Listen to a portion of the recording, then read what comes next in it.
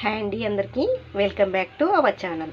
ఈరోజు వీడియోలో నేను వచ్చేసి బియ్యంతో కమ్మని పాయసాన్ని చూపించబోతున్నానండి.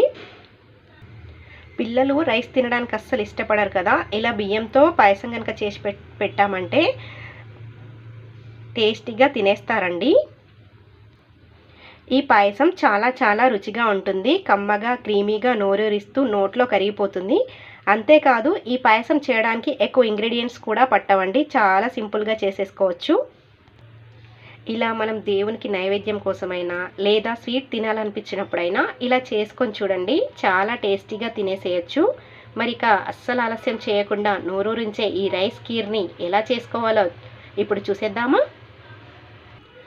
ముందుగా ఒక బౌల్లోకి ఒక టీ గ్లాస్ బియ్యాన్ని తీసుకోవాలి. ఇక్కడ నేను రెగ్యులర్గా వాడే బియ్యమే వాడుతున్నానండి. సో ఇలా తీసుకున్న బియ్యాన్ని ముందుగా 2-3 సార్లు బాగా కడిగేసుకొని తర్వాత నీళ్ళని వంపేసి తీసుకొని పక్కన పెట్టేసుకోవాలి. ఇలా కడిగేసి నీళ్ళన్నీ వాడ్చేసి పక్కన పెట్టేసుకోవాలి. ఇప్పుడు ఒక మిక్సీ జార్ తీసుకొని అందులోకి 5 బాదం పలుకుల్ని అలాగే ఒక 5-6 జీడిపప్పు పలుకుల్ని వేసేసుకోవాలి. ఇందులోనే ఒక 2 యాలకుల్ని కూడా వేసేసుకోవాలి. ఇప్పుడు వీటిని ఫైన్గా గ్రైండ్ చేసేసుకోవాలి. ఇలా ఫస్ట్ వీటిని ఒకసారి గ్రైండ్ చేసి తీసుకున్నాక ఇందులోకి మనం కడిగి పెట్టిన బియ్యంలో నుండి 1 టేబుల్ స్పూన్ బియ్యాన్ని ఇందులోకి తీసుకొని గ్రైండ్ చేసేసుకోవాలి.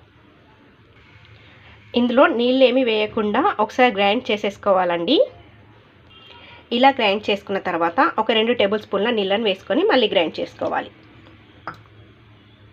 దీన్ని కొంచెం రవ్వలా గ్రైండ్ చేసి తీసుకోవాలండి. మరీ మెత్తగా పిండిలా గ్రైండ్ చేయొద్దు. ఇక్కడ చూపిస్తున్నా చూసారా, ఇలా రవ్వలా గ్రైండ్ చేసి తీసుకుంటే సరిపోతుందండి. మరీ మెత్తగా తీసుకోకూడదు, కాస్త బరకగా ఉంటే సరిపోతుంది. నెక్స్ట్ ప్రాసెస్ కోసం స్టవ్ ఆన్ చేసుకొని ఒక బౌల్ పెట్టుకొని అందులోకి 1 టేబుల్ స్పూన్ దాకా నెయ్యిని వేసేసుకోవాలి. నెయ్యి హీట్ అయిన తర్వాత 1 టేబుల్ స్పూన్ డ్రై ఫ్రూట్స్ని రోస్ట్ చేసుకోవాలి.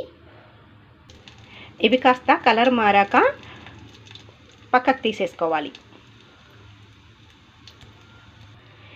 ఇప్పుడు ఇదే బౌల్లోకి ఒక 1/2 లీటర్ దాకా పాలను వేసేసుకోవాలి. నేను ఇక్కడ పాయసం మొత్తాన్ని కూడా పాలతోనే చేస్తున్నానండి. ఇలా పాలతో చేయడం వలన పాయసం టేస్ట్ అనేది మంచి రుచిగా డెలిషియస్గా అనిపిస్తుంది. చూడండి, కాసేపటికి పాలు అనేవి ఇలా చిక్కగా వేడవుతాయి. ఇలా వేడవడం స్టార్ట్ అయ్యాక ఇందులోకి మనం పక్కన పెట్టిన బియ్యాన్ని మొత్తం తీసుకొని ఒకసారి కలిపేసుకోవాలి. ఇలా కలిపేశాక ఇప్పుడు ఇందులోకి గ్రైండ్ చేసిన బాదం కాజు రైస్ పేస్ట్ని కూడా మొత్తం తీసుకొని గిన్నె కతుక్కోకుండా వెంటనే కలుపుకుంటూ ఇలా దీనిలో కలిపేసుకోవాలి. ఇలా వెంటనే కలపడం వల్ల మనం గ్రైండ్ చేసిన ముద్ద అనేది ముద్ద కట్టకుండా ఉంటుందండి. అలాగే పాయసం చేసేటప్పుడు కలుపుకుంటూ ఉండాలండి. దగ్గరే ఉండి మంటను అడ్జస్ట్ చేసుకుంటూ కదుపుకుంటూ ఉండాలి. 12 నుంచి 15 నిమిషాల దాకా టైం పడుతుందండి పాయసం ఉడకడానికి. మధ్యలో కదుపుతూ పాలమిగడను పాయసంలోకి తీసుకుంటూ పాయసాన్ని ఉడికించుకోవాలి. కాసేపటికి అంటే 10 నిమిషాల తర్వాత చూపిస్తున్నాను చూడండి, మనకు పాయసం అనేది చిక్కబడింది. అలాగే ఇందులో వేసిన బియ్యం కూడా ఉడికిపోయాయి. ఇలా మనం ఒక రైస్ గ్రీన్ని తీసుకొని నొక్కి చూసామంటే మెత్తగా అయిపోయిందా లేదా తెలుస్తుంది. ఇప్పుడు ఇందులోకి 4 టీ స్పూన్ల వరకు చక్కెరని తీసుకోవాలి. ఇలా చక్కెరని తీసుకున్నాక కూడా మధ్యలో కలుపుతూ ఈ పాయసాన్ని మరొక 5-6 నిమిషాలు మరగబెట్టామంటే పాయసం ఇలా చిక్కగా అండ్ క్రీమీగా వస్తుంది. మనకు ఇది చల్లారాక ఇంకాస్త చిక్కబడుతుందండి. సో ఇలా వచ్చేంత వరకు మాత్రమే పాయసాన్ని ఉడికించాలి. ఇప్పుడు ఇందులోకి మనం ఫ్రై చేసి పక్కన పెట్టిన డ్రై ఫ్రూట్స్ని వేసుకొని మరొకసారి కలిపి స్టవ్ ఆఫ్ చేసేసుకోవాలి.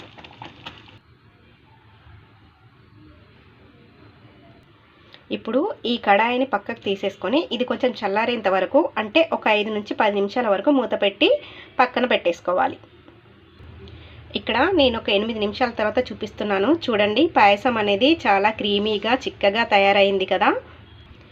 ఇలా మనం ఇంట్లో ఉండే బియ్యంతోనే పాలతో మంచి టేస్టీగా డెలిషియస్గా పాయసాన్ని తయారు చేసేసుకోవచ్చు. మీరు కూడా ఇలా ఒకసారి ట్రై చేసి చూడండి. ట్రై చేసి టేస్ట్ చేసిన తర్వాత మీ ఫీడ్బ్యాక్ని నా కామెంట్ సెక్షన్లో కామెంట్ చేయండి. ఈ వీడియో నచ్చితే లైక్ చేయండి, మీ ఫ్రెండ్స్కి రిలేటివ్స్కి షేర్ చేయండి. మరిన్ని సింపుల్ టేస్టీ రెసిపీస్ కోసం మన ఛానల్ని సబ్స్క్రైబ్ చేసుకోండి. Thank you for watching.